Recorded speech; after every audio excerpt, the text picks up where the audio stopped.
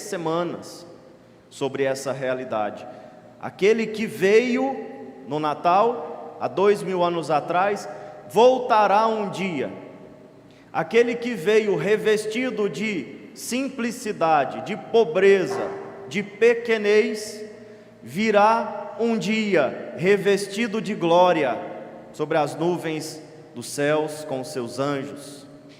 Aquele que veio na pobreza virá na glória para julgar os vivos e os mortos, para separar os cabritos das ovelhas, o joio do trigo, o bem do mal, os justos dos injustos, para premiar os bons e punir os maus, porque é claro, a maldade será punida. Nós não temos dúvidas. Às vezes a gente fica assim, meio baqueado, quando a gente vê tanta maldade sendo premiada neste mundo. Às vezes ganha até o que não devia ganhar. Vou falar muito, né? Maldade premiada nesse mundo, mas a maldade será punida já neste mundo e sobretudo na vida eterna. Não tenham dúvidas. Jesus, Deus é justo. Nós somos injustos. Às vezes premiamos a maldade, punimos a bondade, mas Deus não faz isso. Nós vimos domingo passado, os juízes do Supremo Tribunal Federal às vezes prendem o inocente e soltam o bandido.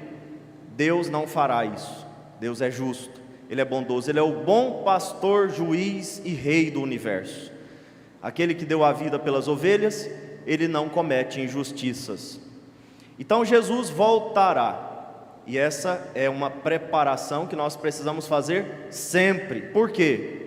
Por que nós devemos estar sempre preparados para a volta de Cristo? Porque a gente não sabe o dia nem a hora. Está bem claro no Evangelho. O que eu vos digo, digo a todos: vigiai. Vigiai, não sabeis o dia nem a hora. O dia do Senhor virá como o ladrão. O dia do Senhor virá como uma armadilha.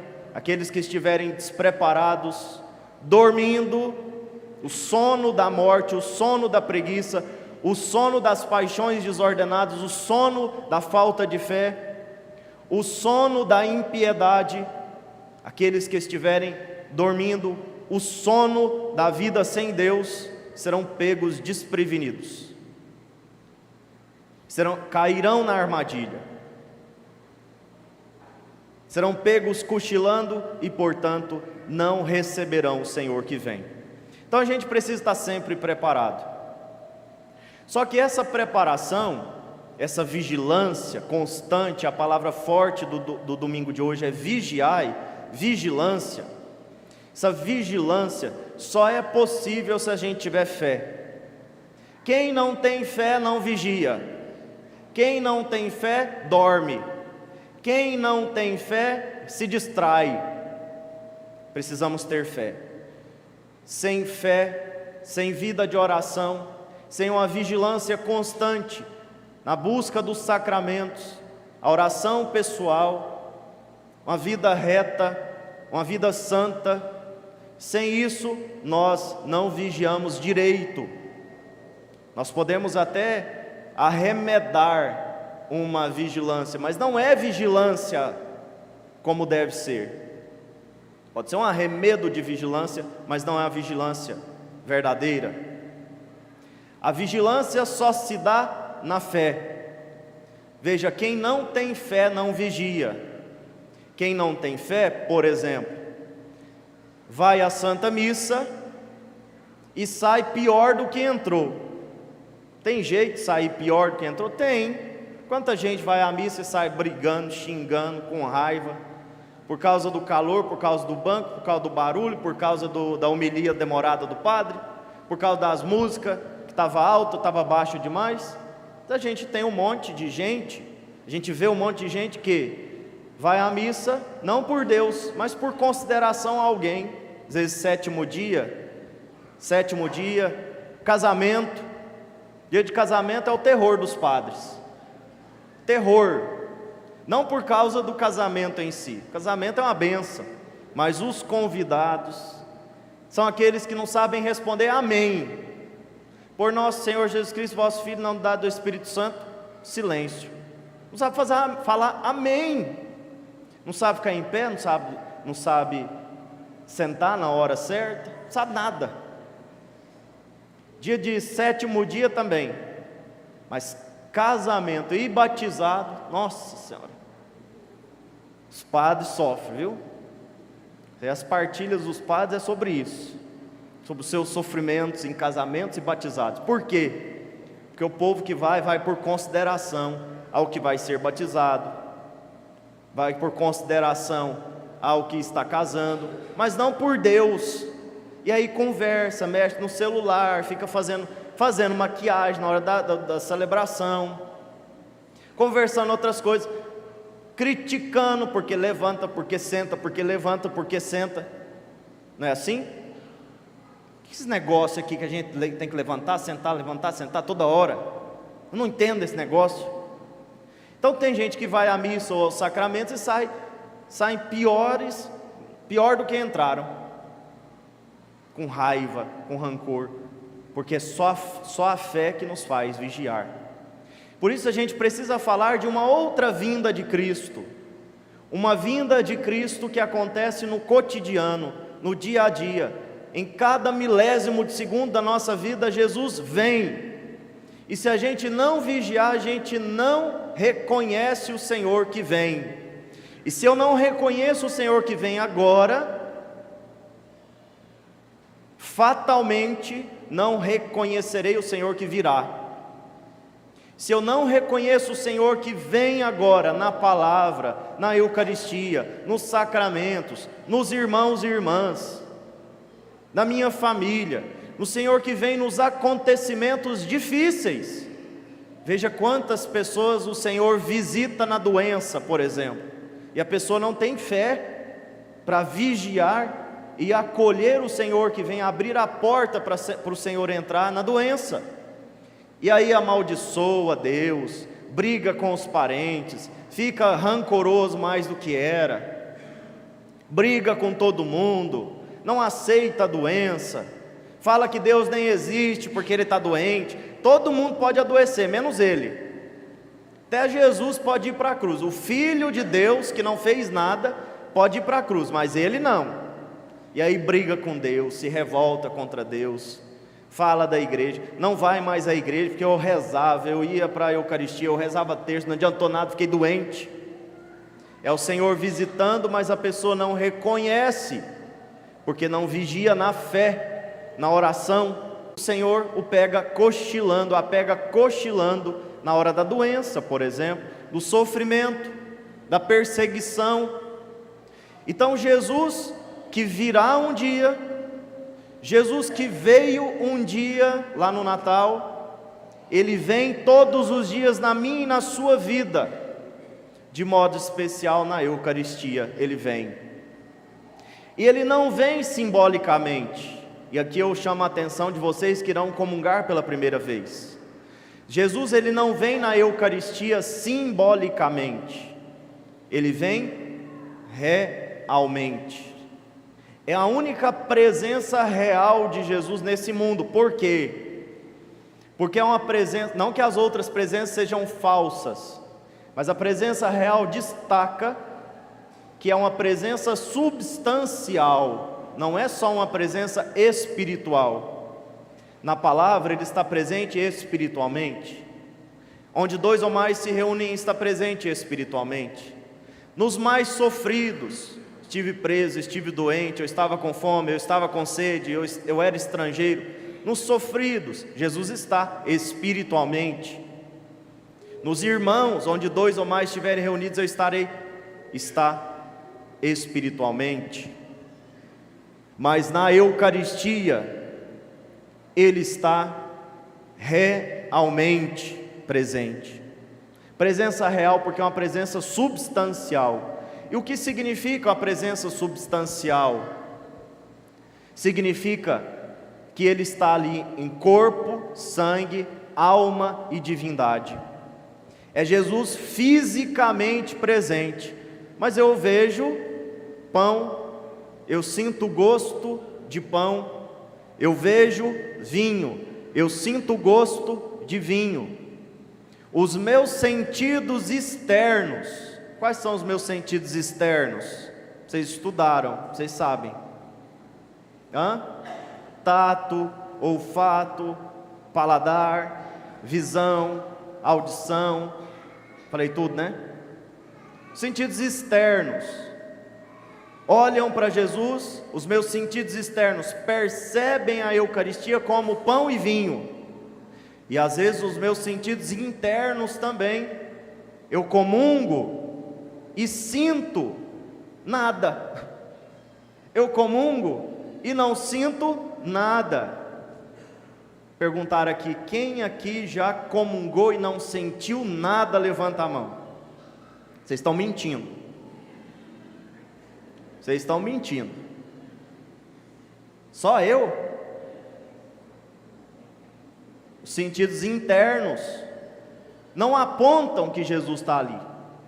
Os sentidos internos apontam que é pão e vinho.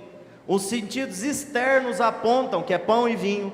Mas o que a nossa fé, que podemos dizer é o sentido superior, que a nossa fé aponta, é corpo, sangue, alma e divindade. É Jesus presente realmente, mesmo que eu não sinta, mesmo que eu não veja, é Jesus. E por que é Jesus? Porque o Padre quer que seja, quer que Ele esteja ali? Não, porque Ele quis assim. Foi Ele que diz: isto é o meu corpo, isto é o meu sangue. Foi Ele que diz: minha carne é verdadeira comida, o meu sangue é verdadeira bebida. Quem não come o meu corpo, não bebe o meu sangue, não tem vida. Foi Ele que disse, e Ele é Deus. Ele não é um orelha seca igual o Padre Geraldo, qualquer um de nós. É o próprio Deus, e Deus tem poder para se fazer presente no pão e no vinho. Eu não tenho, você não tem, mas Ele tem, porque Ele é Deus, e Deus pode tudo. E no seu poder, na sua bondade, na sua misericórdia, Ele quis se fazer pão e vinho. É a presença real. E Jesus vem na Eucaristia. E se a gente não tiver fé, a gente não acolhe Jesus. Se a gente não vigia, Jesus passa e eu não o recebo. Por isso, meus irmãos, olhem aqui para mim, vocês que vão comungar hoje pela primeira vez, olhem aqui para mim. Olhem aqui, tem gente que não está olhando ainda. Olhem aqui. Vocês que vão comungar pela primeira vez, que esta primeira comunhão não seja a última. Não seja a última. Ou seja, que no próximo domingo vocês estejam aqui. E no outro domingo também. E no outro, e no outro, e no outro. Por quê? Porque Jesus vem na Eucaristia, e vocês não podem deixar Jesus passar sem que Ele entre na vida de vocês, na casa de vocês, no coração de vocês, também de modo especial na Eucaristia. Não só, como eu disse, em cada milésimo de segundo o Senhor vem. O que veio, o que virá, Ele vem todos os dias, mas na Eucaristia, de modo especial, porque é uma presença real, presença que cura, uma presença que restaura, uma presença que transforma, uma presença que nos alimenta, que nos fortalece, que nos faz homens e mulheres novos, melhores, alimentados para a vida, para a caminhada do dia a dia. Que esta Eucaristia não seja a última, como infelizmente é na vida de muitos irmãos, que procuram a igreja para receber a Eucaristia, depois para receber a crisma, depois para casar, e depois no sétimo dia, quando a gente reza pela alma da pessoa. Só isso não resolve. Só na Eucaristia, na crisma, no casamento e no sétimo dia não vai te salvar. Se você não vigia, o Senhor passa e a sua vida passa também. E a sua vida passa, e quando você vê, já tem 10 anos que você não comunga, já tem 1 ano que você não vai à igreja, já tem 1 mês que você não reza, e assim acontece com muita gente, muita. Olha esse dado aqui muito importante. nós somos mais de 50% de católicos no Brasil. Mais de 50% dos brasileiros se dizem católicos, melhor dizendo. Somente 8% desses 50%, portanto, 4% da população total do Brasil vão à missa.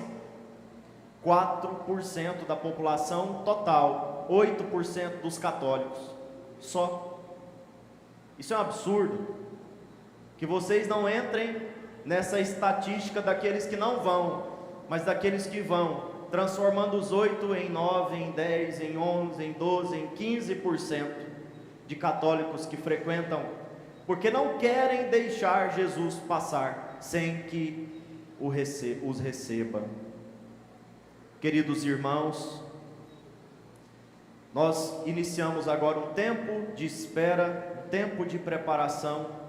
Portanto, vigiemos na fé, vigiemos na oração, vigiemos nas boas obras, vigiemos na conversão diária, para que quando o Senhor vier na sua glória, ou em cada segundo da minha vida, eu seja capaz de reconhecê-lo e acolhê-lo em meu coração. Louvado seja o nosso Senhor Jesus Cristo. Para sempre seja louvado.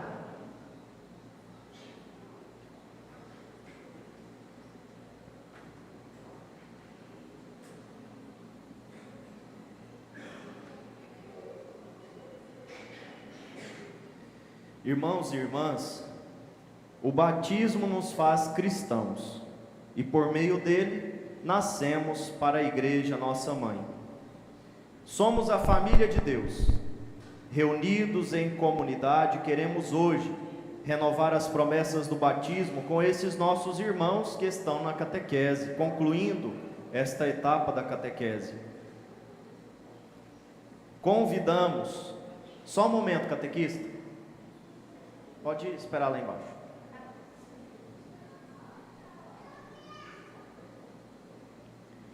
Convidamos aqueles que irão renovar as suas promessas batismais a ficarem em pé.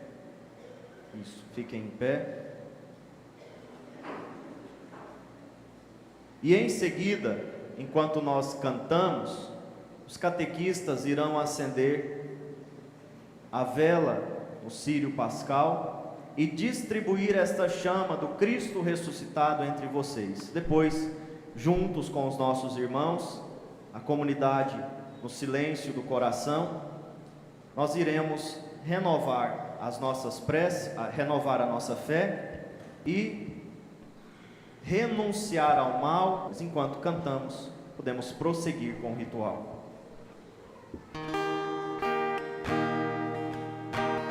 Entra, a porta está aberta. Senhor, não sou digno, mas vim te adorar. Entra, a porta está aberta. Quero que comigo venha cear. Entra, Senhor Jesus, em meu coração. Vem inundar meu ser com tua presença. Quero sentir o amor que nunca